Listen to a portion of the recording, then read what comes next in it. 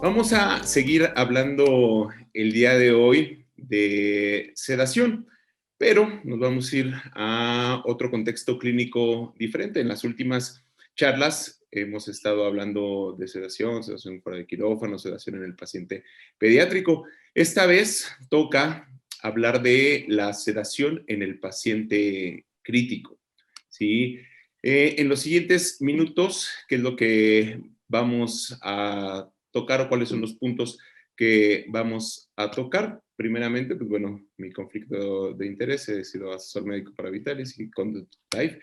¿Cuáles son los objetivos de esta charla? Pues bueno, vamos a hablar de los retos en la sedación en el paciente crítico, vamos a hablar de las indicaciones, vamos a hablar de cómo evaluar la sedación en el paciente crítico, de la valoración objetiva, si sí es realmente útil la valoración objetiva de la sedación, de la elección del sedante adecuado, de por qué no usar benzodiazepinas como parte de la sedación. Y ya para terminar vamos a hablar un poquito de la sedación en el paciente con COVID y bueno, hablaremos o veremos algunos escenarios clínicos. Para empezar, ¿cuáles son los retos a los que nos enfrentamos cuando manejamos a un paciente crítico? Es común, bueno, que en la terapia intensiva pues tengamos pacientes graves. Los pacientes más graves del hospital están en una UCI. Las UCIs pueden ser o podemos encontrar pacientes desde posoperatorios, pacientes metabólicos, pacientes neurológicos. Todos ellos, pues bueno, van a tener diferentes patologías. Ellos pueden estar ya sea con apoyo mecánico ventilatorio, dependiendo de la patología. Estos pueden tener igual métodos invasivos, pueden o no tener inestabilidad hemodinámica y tener el requerimiento de vasopresor o inotrópico. Y en muchos de los casos, pues bueno, los pacientes tienen que estar sedados. Pero aquí una pregunta sumamente importante es saber qué tan sedado tiene que estar nuestro paciente dentro de la terapia intensiva. Hace algunos años, entre 1980 y 1990, la práctica de la sedación y la selección de medicamentos para los pacientes en la terapia intensiva era en gran medida una extensión de la práctica de la anestesia general, en donde pues, el objetivo de la sedación era una sedación profunda e incluso se recomendaba el uso de bloqueantes neuromusculares para el manejo de este tipo de pacientes. De hace unos años a la actualidad, pues bueno, esto ha ido cambiando de manera importante. ¿Qué es lo que pasa en el paciente en terapia intensiva?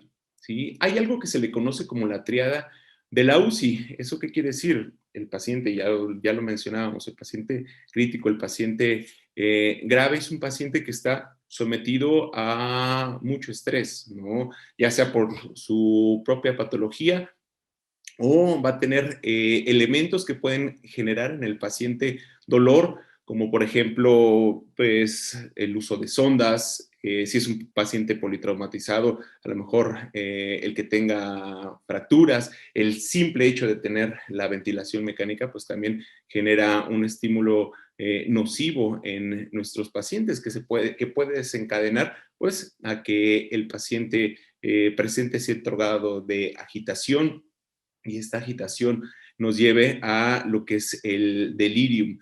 Se reconoce que el dolor, la agitación y el delirium, pues bueno, están vinculados y por lo tanto los enfoques para su manejo también tienen que estar vinculados. Nosotros en la terapia intensiva tenemos la necesidad de tratar la enfermedad más que enmascararla con una sedación. Es por eso que los sedantes solo deben usarse cuando el dolor y el delirium se haya abordado de una manera adecuada y esto con el uso de estrategias tanto farmacológicas como no farmacológicas.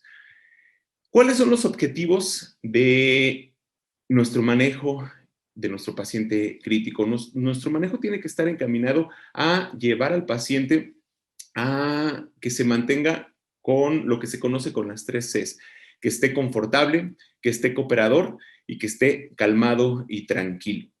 Ya no es imperativo que cuando el paciente está muy grave, que lo llevemos a una sedación muy profunda. ¿Qué es lo que pasa o cuáles son los problemas que se asocian a una sedación muy profunda en nuestros pacientes en terapia intensiva, pues desde luego va a haber una pérdida del contacto humano, va a haber depresión respiratoria, podemos desarrollar disfunción del diafragma inducida por la misma inactividad, podemos tener depresión miocárdica o inestabilidad hemodinámica que nos van a llevar también alteraciones microvasculares, alteraciones a nivel del sistema intestinal, podemos tener microaspiración, esto nos va a llevar a un mayor riesgo de neumonía, la propia inmovilidad nos puede incrementar el riesgo de trombosis, riesgo de úlceras por decúbito, ya lo decíamos, si mi paciente lo sedamos también está asociado a que incremente el riesgo de delirium, a que presente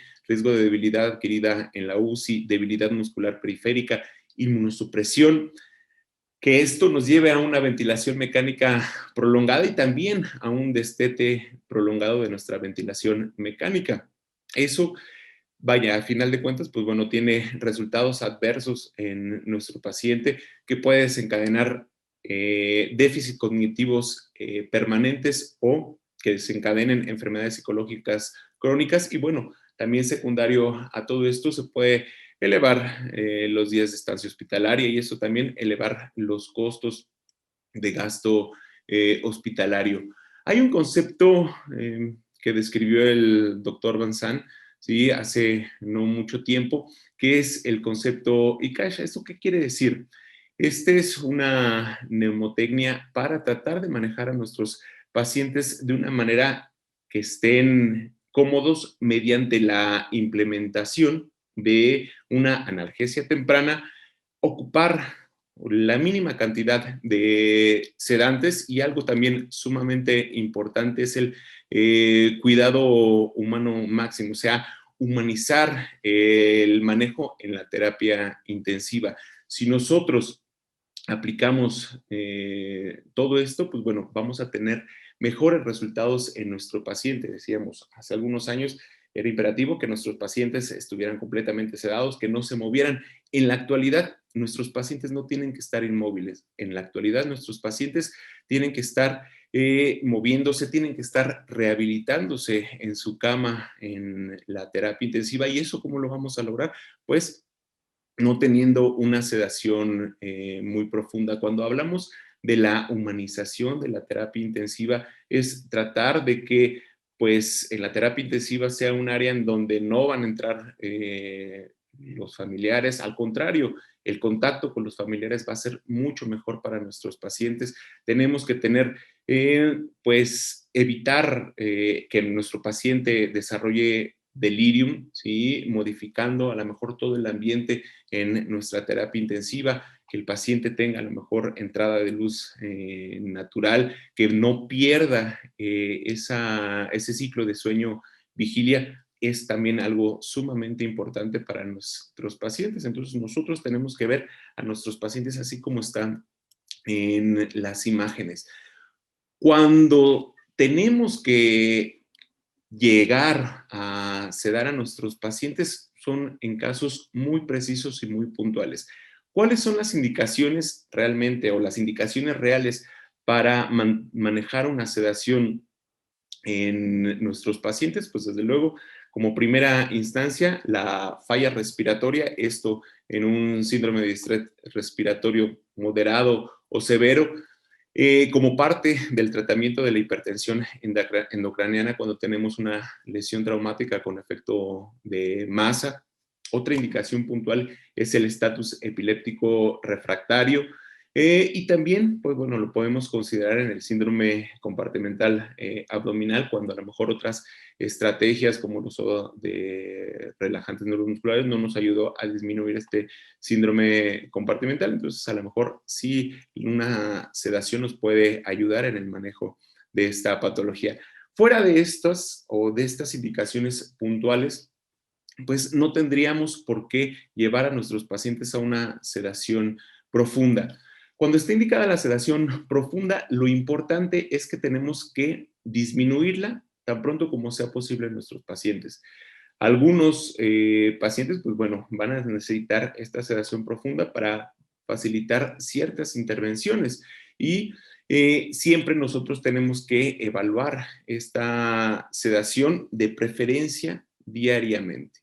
¿Qué es lo que pasa cuando nuestro paciente ingresa o cursa con un evento crítico? A lo mejor durante las primeras 24 a 48 horas, pues en esta etapa el objetivo de nuestra sedación va a ser diferente, en donde pues, a lo mejor sí tenemos que invadir a nuestro paciente, tenemos que intubarlo, tenemos que hacer a lo mejor colocar alguna sonda, ¿sí? Y en ese caso, pues bueno, tenemos que tener una sedación un poco más profunda. Sin embargo, pasando este periodo dedicado a la estabilización, nosotros tenemos que empezar a disminuir la sedación para no tener pues una sedación tan profunda. ¿Qué es lo que dice la literatura o nosotros como intensivistas? ¿De dónde nos basamos o cuáles son las guías clínicas de donde nos basamos para el manejo de la sedación en la terapia intensiva? Son estas guías, que son las guías PADIS, que su última actualización fue en el 2018. Estas guías proporcionan una evaluación y una revisión de muchos artículos y nos brindan 37 declaraciones y recomendaciones para manejar toda esta triada de la UCI, el dolor, la agitación y el delirium. Hablando de los puntos importantes en cuanto a la sedación, ¿qué es lo que tenemos que tener en cuenta? Decíamos, el uso de sedantes puede predisponer a un aumento en la mortalidad y esto ya está estudiado. Nosotros tenemos que buscar mantener a nuestro paciente despierto e interactuando en un periodo corto de tiempo, ya lo mencionábamos en la diapositiva previa. La sedación profunda en las primeras 48 horas se va a asociar en retraso en el tiempo de extubación y a mayor riesgo de muerte. Se incrementa la mortalidad. Les decía, ya hay algunos estudios que han, pues bueno, se han dedicado a estudiar esto. Si vemos, por ejemplo, en este estudio en donde evalúan el tiempo hasta la extubación y la mortalidad hasta los 180 días, ¿qué pasa en estas curvas de Kaplan-Meier? ¿Sí? Si hablamos del tiempo hasta la extubación, fue significativamente mayor en los pacientes que estaban profundamente sedados en comparación con los que no lo estaban. Y esto tuvo una significancia estadística. Y si hablamos de la mortalidad a los 180 días, aquellos pacientes que fueron profundamente sedados durante esas primeras 48 horas, pues mostraron una supervivencia significativamente reducida. Entonces, sí impacta en los resultados que tengamos en nuestros pacientes. Otra cuestión importante o otro punto importante es que nosotros tenemos que evaluar y reevaluar frecuentemente el nivel de sedación utilizando escalas validadas y confiables. De estas, en la literatura, pues bueno, hay múltiples escalas ya validadas para nuestros pacientes en terapia intensiva. De estas, algunas sí están validadas, por ejemplo, para el idioma español, algunas no. De las más conocidas, pues desde luego es la escala de RAS, la escala de Ramsay o la escala de Riker, que también es una escala que se llega a ocupar, ¿sí? Y en todas estas, nosotros, dependiendo de cuál o independientemente de cuál, de la escala que nosotros ocupemos, nosotros lo que tenemos que buscar siempre cuando apliquemos la escala de sedación es buscar una sedación ligera en nuestros pacientes, ¿sí? ¿Eso qué quiere decir? Si hablamos de la escala RAS, nuestro paciente, o hablar de una sedación ligera, es cuando mantenemos una escala de RAS entre -2 a -0. Esto es lo que tenemos que estar buscando en nuestros pacientes cuando manejamos la sedación en la terapia intensiva. La escala de RAS es una escala, pues, hasta cierto punto fácil de aplicar, fácil de recordar. Es una escala que tiene una alta confiabilidad y ya está validada en pacientes adultos en terapia intensiva para cualquier escenario, cuando son pacientes quirúrgicos, cuando tienen alguna patología metabólica, cuando están ventilados o no están ventilados, cuando están sedados o no están sedados. Nosotros tenemos que evitar llevar a nuestros pacientes a RAS de -3, -4, -5, que nos está hablando de una sedación muy profunda, o lo contrario, llevar a nuestros pacientes a RAS por arriba de 1, en donde estaríamos hablando a lo mejor de pacientes que están desarrollando un delirio, que es algo que también tenemos que evitar. Y como hablábamos al principio, pues manejar la sedación va de la mano con manejar el delirio, manejar la analgesia. Es una tríada que tenemos que manejar. Decíamos, las escalas son las que están validadas en nuestros pacientes en terapia intensiva. Sin embargo, pues bueno, ya tenemos monitores que nos pueden ayudar a evaluar la sedación en nuestros pacientes. ¿Son útiles estas herramientas de monitoreo en el escenario de la terapia intensiva? Pues la verdad y lo que dicen las guías es que no hay una evidencia sólida que recomiende como tal el uso de este tipo de monitores en nuestros pacientes. Lo que recomiendan todas las guías hasta la actualidad es aplicar las evaluaciones como el RAS por encima de hacer un neuromonitoreo. ¿Esto por qué? Porque son pocos los estudios realizados en la terapia intensiva que evalúan los beneficios sobre los resultados en este grupo de pacientes, y la metodología de alguno de estos estudios para evaluar los monitores de sedación en la terapia intensiva no está estandarizada, generando una gran variabilidad en los diseños de los estudios. Sin embargo, pues bueno, a lo mejor un problema que yo le he visto, a lo mejor en evaluar de una manera más objetiva a nuestros pacientes, es de que a lo mejor en ocasiones lo que ocupamos es, sí, las escalas como por ejemplo el BIS, y ya ocupamos ese electroencefalograma procesado en donde ocupamos ese índice. Lo que deberíamos de hacer para que sí realmente funcionara a lo mejor el monitoreo en la terapia intensiva es no fijarnos como tal en el índice. Ahorita vamos a ver cómo esto lo podemos aplicar. Les decía, hay estudios o revisiones de Cochrane en donde no se encontraron pruebas suficientes acerca de los efectos de la monitorización en el BIS para la sedación en adultos en estado crítico con ventilación mecánica sobre los resultados clínicos o la utilización de los recursos. Y lo que decíamos, ¿no? Los resultados son inciertos debido a que la evidencia es de una calidad baja o muy baja, ¿no? Sin embargo, decíamos, ya hay artículos como por ejemplo este es un artículo reciente en donde nos dice qué es lo que tenemos que ver en nuestro paciente cuando realizamos el monitoreo en la terapia intensiva. Más que ver un índice o ver ese numerito que va entre 0 y 100, nosotros tendremos que estar acostumbrados a ver el electroencefalograma no procesado, no valorar el índice, sino ver las características de nuestras ondas, así como nosotros identificamos a lo mejor una arritmia en base a cambios en ese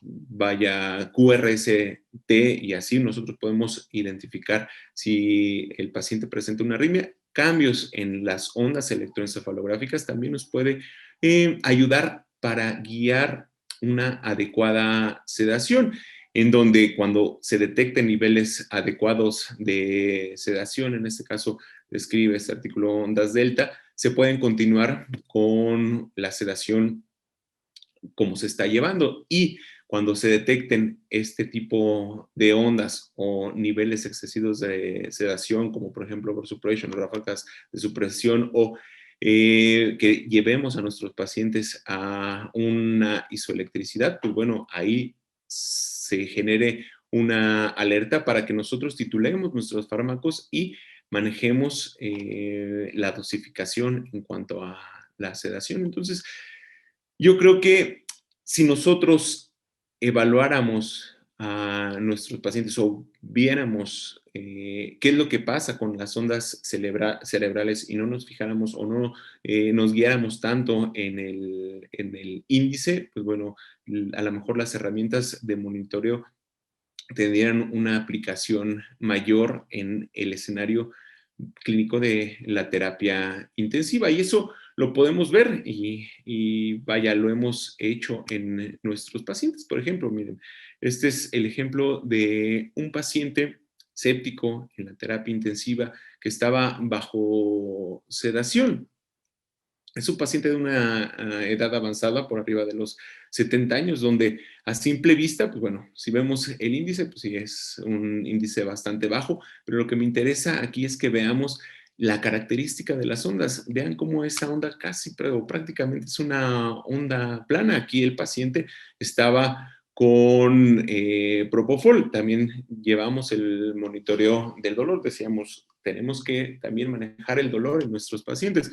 Una manera de monitorizar el dolor son con estos monitores de la nocicepción. Entonces aquí nuestro Propofol estaba pasando a cierta dosificación cuando identificamos las características de estas ondas en donde las estábamos llevando prácticamente planos o se veían casi isoeléctricas. Nosotros modificamos la cantidad de fármaco que estamos infundiendo, ¿sí? Para disminuir la dosis y ya lo vemos de una manera más objetiva. Entonces, yo creo que si nos fijamos o guiamos nuestra sedación en base a las características de nuestras ondas, pues bueno, podrán tener mayor aplicación el uso de estos monitores en la terapia intensiva, ¿sí? Que, decíamos, no la recomiendan las guías. Otra situación también es de que en nuestros pacientes, pues bueno, generalmente se les realizan ciertas actividades como parte de las actividades que se hacen por parte de enfermería, en este caso al paciente lo van a aspirar. Entonces, ¿qué es lo que pasa cuando realizamos un estímulo en nuestros pacientes, que en este caso pues, es un estímulo nociceptivo? Este paciente tenía perfusión de opioide y podemos ver cómo monitorizando la nocicepción en nuestros pacientes, pues bueno, lo mantenemos con predominio del sistema nervioso parasimpático, ¿sí? En donde después o cuando hay ese estímulo nociceptivo, fíjense cómo bajan los niveles del ANI y nos habla de que empieza a predominar el simpático y ese es un estímulo nociceptivo para nuestro paciente. Entonces, nosotros podemos igual, pues, evaluar la nocicepción en nuestros pacientes en terapia intensiva y titular nuestro fármaco analgésico y si requiere o el estímulo nociceptivo es bastante alto en nuestro paciente, pues bueno, administrar un analgésico en nuestro paciente para que se mantenga con unos niveles aceptables, ¿no? Entonces, eso es muy, muy importante.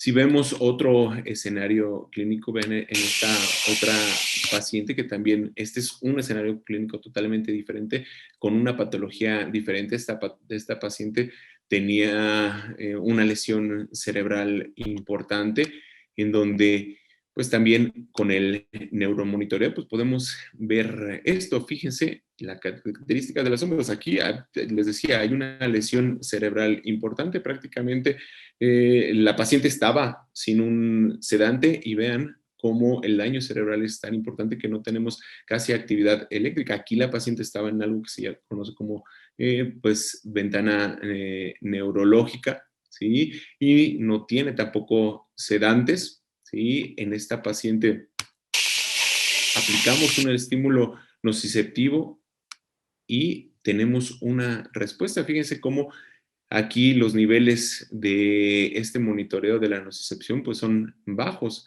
Aquí tuvimos que administrar un analgésico en nuestro paciente pues para regular esta respuesta nociceptiva en nuestros pacientes. Entonces, el uso de estos monitores, pues sí tiene aplicaciones en la terapia intensiva y sí los podremos usar como parte de este manejo de esa triada de la terapia intensiva.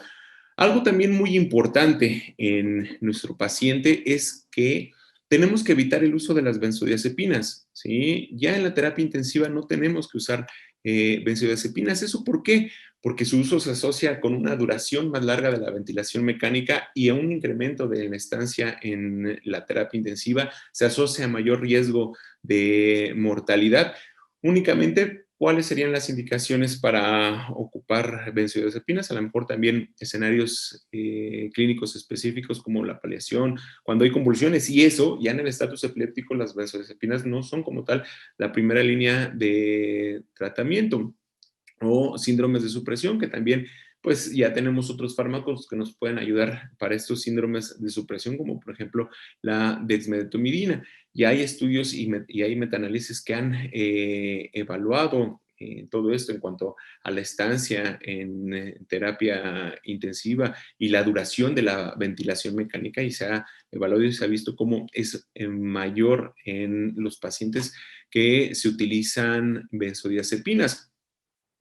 Otro ensayo también actual en donde se evaluó el uso del propofol versus el midazolam en la terapia intensiva. Este fue un metaanálisis que incluyó 23 estudios con pacientes en estado crítico ingresados en la terapia intensiva bajo sedación y se vio que el propofol se asoció con una estancia y una ventilación mecánica y un tiempo de extubación reducidos en comparación con el midazolam y bueno, el propofol presentó mejores resultados clínicos en pacientes sedados ingresados en la terapia intensiva. O sea, concluye que es mejor el paracetamol sobre el midazolam. Este otro estudio también, que es un estudio reciente de este año, en este, el principal criterio que se evaluó pues, fue la tasa de mortalidad dentro de los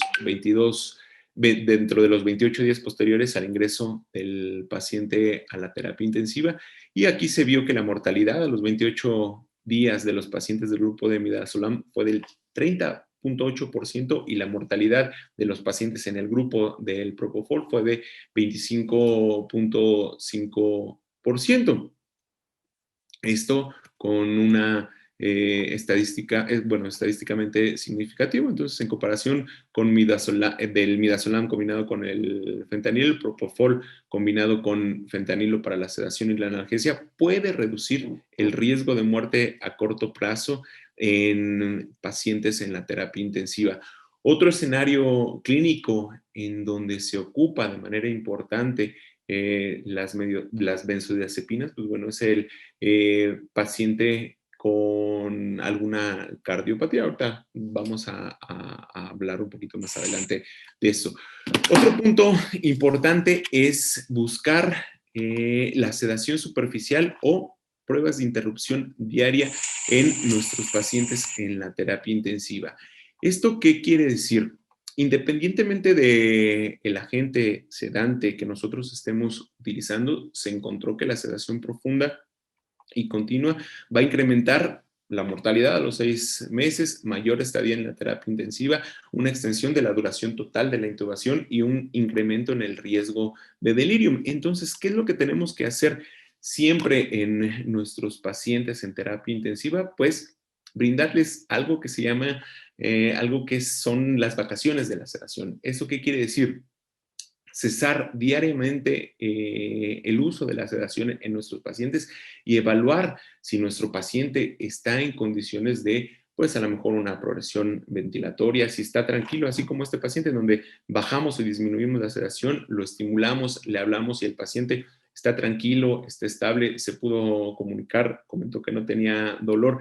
Si en este paciente resolvimos la causa por la que fue intubado, pues bueno, es un paciente que podemos seguir el protocolo de Wing y poderlo extubar. Entonces, nosotros tenemos siempre que buscar esta interrupción. Esa interrupción puede ser pues dada diariamente, ya sea por nosotros como médicos o realizar una sedación protocolizada manejada por enfermería. Aquí, bueno, a veces es un poquito difícil. Nosotros tenemos que tener, vaya, comunicación con nuestro personal de enfermería. A veces es un problema, a veces como parte del trabajo de nuestros compañeros enfermeras, pues bueno, luego prefieren tener a los pacientes muy sedados para poder realizar todas las actividades que necesitan en nuestros pacientes, ¿no?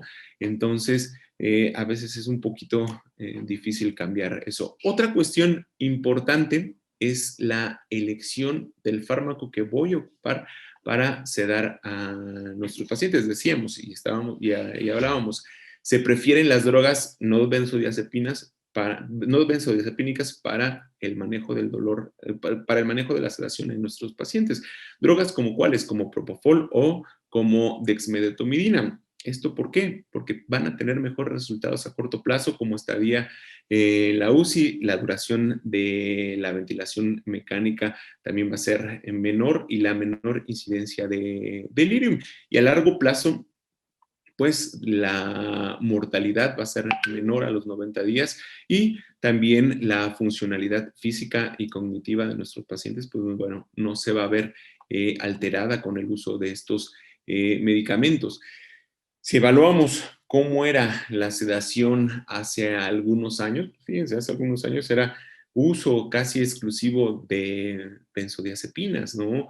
Lorazepam, midazolam, de estos, pues bueno, se evaluaba cuál era mejor, si lorazepam o midazolam. Ya después, con el advenimiento del propofol, se empezó a ocupar el propofol versus el midazolam, y ya después, bueno, con la advenimiento de la dexmedetomidina, pues bueno, llegamos a la conclusión, ¿sí?, de que el propofol y la dexmedetomidina son los dos fármacos, ¿sí?, ideales para el manejo de la sedación en nuestros pacientes en terapia intensiva, para el manejo de la sedación en el paciente crítico.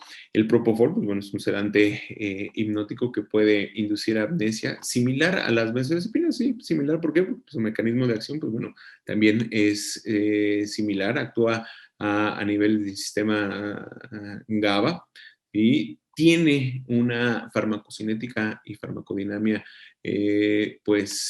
rápida, ¿sí?, con un inicio y un final de acción muy rápido. Esto nos va a ayudar a titular de manera más rápida nuestro fármaco. Los efectos adversos que podemos tener con el uso del propofol, pues desde luego es hipotensión, hipertrigliceridemia, síndrome de infusión de propofol, que bueno, sí está descrito, pero es muy raro que se llegue a presentar en la terapia intensiva. ¿Por qué? Porque pues, generalmente no ocupamos dosis tan altas del propofol, y lo que decimos, en la actualidad, lo que tenemos que mantener en nuestros pacientes, pues bueno, es una sedación ligera, más que una sedación profunda. Entonces las dosificaciones pues tenemos que titularlas y no tienen que ser pues tan altas. Si hablamos de la dexmedetomidina, ¿sí?, en donde actúa, es un agonista selectivo de los receptores adrenérgicos alfa 2 de acción central. Esta va a tener efectos analgésicos y sedantes. Una característica especial, o el por qué nos ayuda muchísimo en nuestros pacientes en terapia intensiva, es que no deprime el impulso respiratorio, ¿sí? Una de las cuestiones, pues bueno, son sus efectos secundarios, como la bradicardia y la hipotensión, ¿sí? Pero bueno, esto también es en dosis dependiente. Da como resultado su uso a un paciente más despierto, que esté interactuando, como el paciente que veíamos en la diapositiva previa, con una menor incidencia de delirium, más días sin ventilador y menos días en la terapia intensiva. Hay varios artículos que recomiendan ya el uso de la dexmedetomidina sobre otros agentes sedantes. Esta es una guía clínica que se acaba de publicar recientemente este año, en donde pues evaluó los resultados en nuestros pacientes en terapia intensiva en relación a todos o a los otros sedantes y evaluó cuál era las recomendaciones que podíamos tener en base a eso. Pues bueno, en pacientes adultos en la terapia intensiva con ventilación mecánica invasiva, pues bueno, se sugiere usar la dexmedetomidina sobre otros agentes si se logran los efectos deseables, incluidas una reducción de delirio. Esto valorado sobre los efectos indeseables, que incluyen lo que hablábamos de la hipotensión y la bradicardia. Otro artículo que también habla o nos habla del efecto favorecedor del uso de la dexmedetomidina en el paciente crítico, pues bueno, es este que también es un artículo que se acaba de publicar este año, en donde, pues bueno, la dexmedetomidina realmente redujo el riesgo de delirium con una certeza moderada, o la evidencia clínica es moderada, ¿sí? La duración de la ventilación mecánica, la duración de la estadía en la terapia intensiva y el uso o bueno, el incremento en el riesgo de bradicardia, es lo que hablábamos de los efectos secundarios de la dexmedetomidina. Si hablamos de dexmedetomidina versus propofol, ¿sí? ¿Cuál es mejor? O cuáles son las recomendaciones de su uso. Este artículo del año pasado es un ensayo multicéntrico doble ciego de adultos con sepsis y ventilación mecánica, y ellos, pues prácticamente en este artículo, pues bueno, no hubo una diferencia significativa como tal entre la dexmedetomidina y el uso del propofol en el número de días sin delirio o coma y días sin ventilador, y tampoco hubo una diferencia significativa en cuanto a mortalidad a los 90 días. Entonces, los puntos finales de seguridad fueron similares para los dos grupos. Entonces, es válido ocupar para el escenario del paciente séptico, ya sea dexmedetomidina o propofol.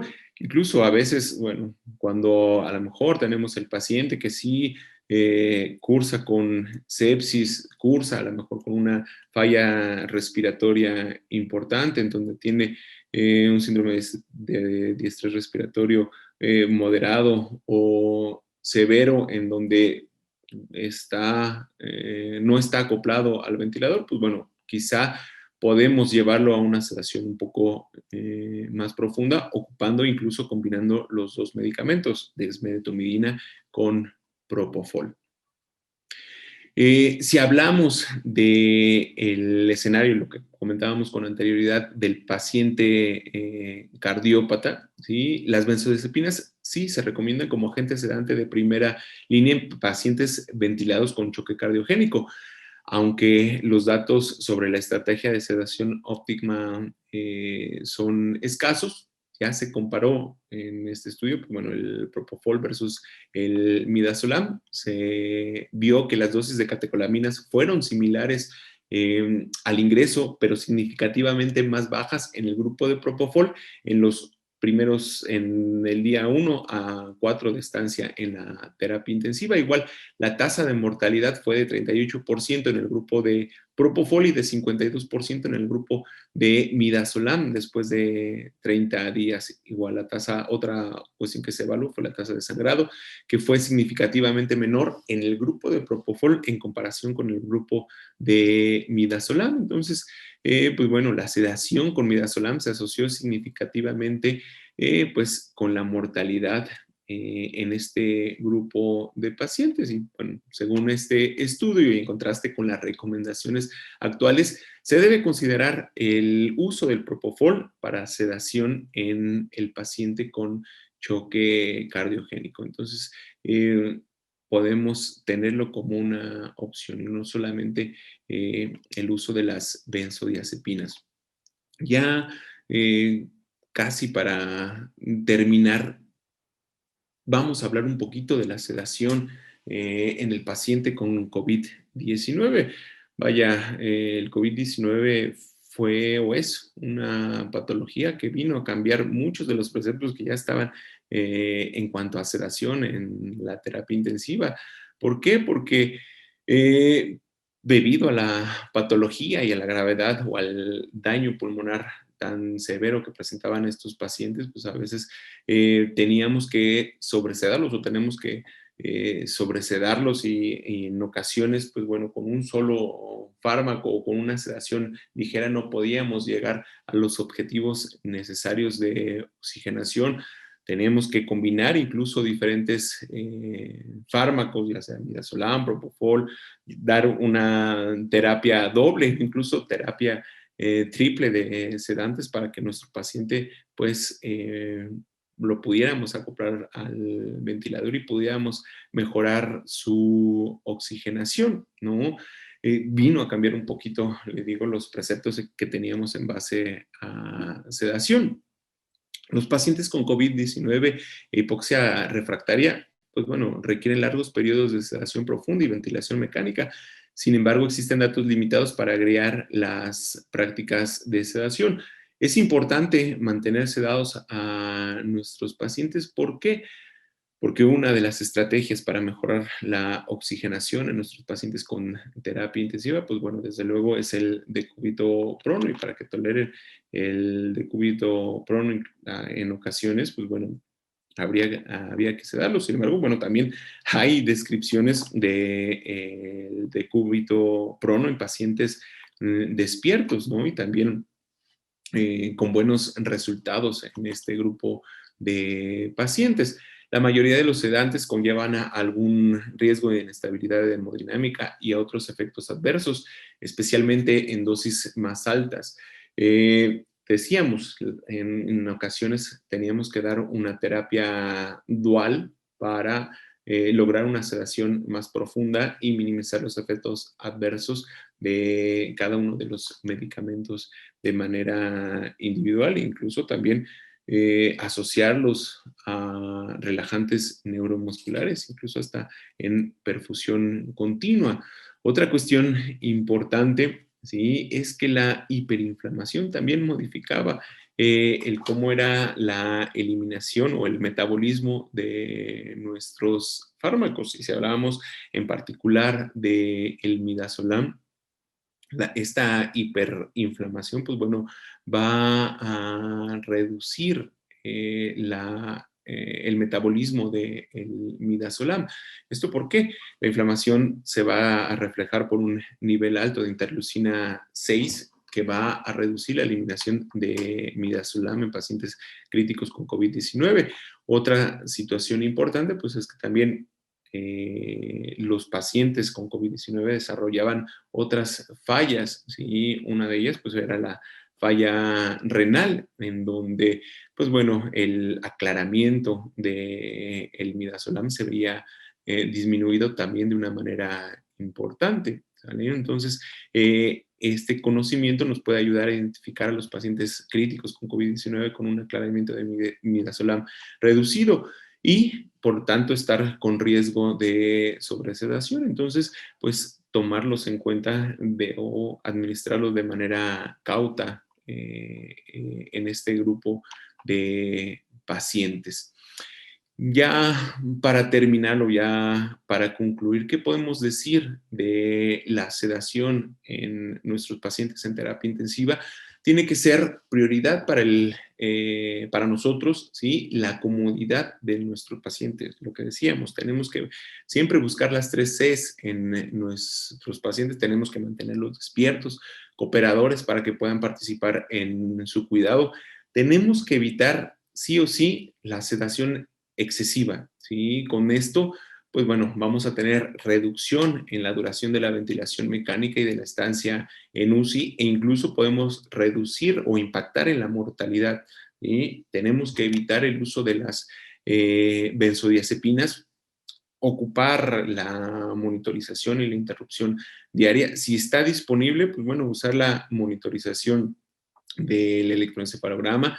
¿sí? Solo si está disponible y no basarnos tanto en el índice, sino ver el electroencefalograma no procesado. Si podemos monitorizar también la nocicepción, también sería de buena ayuda en este tipo de pacientes. Recordar siempre, ¿sí?, que en la terapia intensiva hay un precepto que menos es más, ¿sí? Si ya nuestro paciente salió de la condición crítica, si ya no requiere sondas, catéteres, hay que retirarlos.